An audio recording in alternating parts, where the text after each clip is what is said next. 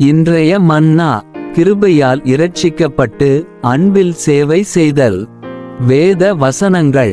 யோவான் 21:16. ஆம் கர்த்தாவே, நான் உம்மை நேசிக்கிறேன் என்பதை நீர் அறிந்திருக்கிறீர் என்றான். அவர் அவனிடம், என் செம்மறிகளை மேய்த்து பேணு என்றார். 2 கொரிந்தியர் 5:15.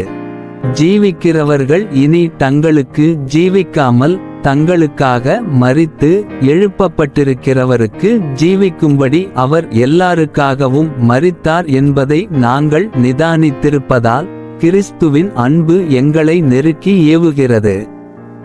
ஊழியத்தின் வார்த்தைகள். நன்மை செய்ய வேண்டும், தேவனின் கிருபையை பெற வேண்டும் என்று பலமுறை கேள்விப்பட்டிருக்கிறேன். இந்த வார்த்தை மிகவும் முரண்பாடானது.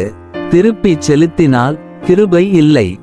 மேலும் கிருபை இருந்தால் திருப்பிச் செலுத்த வேண்டிய அவசியமில்லை. முழு புதிய ஏற்பாட்டிலும் நாம் எதையும் திருப்பிச் செலுத்துமாறு கூறப்படவில்லை என்பதற்காக கர்த்தருக்கு நன்றி. கிறிஸ்தவர்களாகிய நாம் நல்ல செயல்களை செய்ய வேண்டும் என்பது உண்மைதான். ஆனால் நாம் ஏன் நல்ல செயல்களை செய்ய வேண்டும்? கர்த்தருக்காக நாம் ஏன் துன்பப்பட வேண்டும்? நாம் ஏன் அவமானத்தை சுமக்க வேண்டும்? நாம் ஏன் கர்த்தருக்கு சேவை செய்கிறோம்?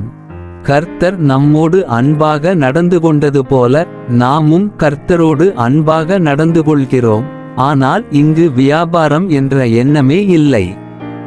கடவுள் எனக்கு இவ்வளவு கொடுக்கிறார் என்பதல்ல, நான் திருப்பித் தருகிறேன். அவர் என்னை நேசித்ததால் நான் அவரை நேசிக்காமல் இருக்க முடியாது. அவர் என்னை நேசித்ததால் எனக்காக சிலுவையில் அறையப்பட்டார். நான் அவரை நேசிப்பதால் அவருக்காக சிலுவையை மனமுவந்து சுமக்கிறேன்.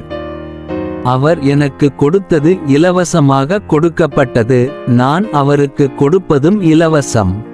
இன்று நாம் உழைத்தால், கர்த்தருக்கு சேவித்தால், நிந்தைகளை அனுபவித்தால் அல்லது சிலுவையை சுமந்தால் அது அவருடைய கிருபையை திரும்பச் செலுத்த விரும்புவதால் அல்ல, நாம் அவரை நேசிப்பதால்தான். அவர் நம்மை நேசித்த அன்பு நம்மை பிடித்து நம் இதயங்களை கைப்பற்றி அவருக்கு சேவை செய்யும்படி நம்மை கட்டுப்படுத்தியது. ஆமென்.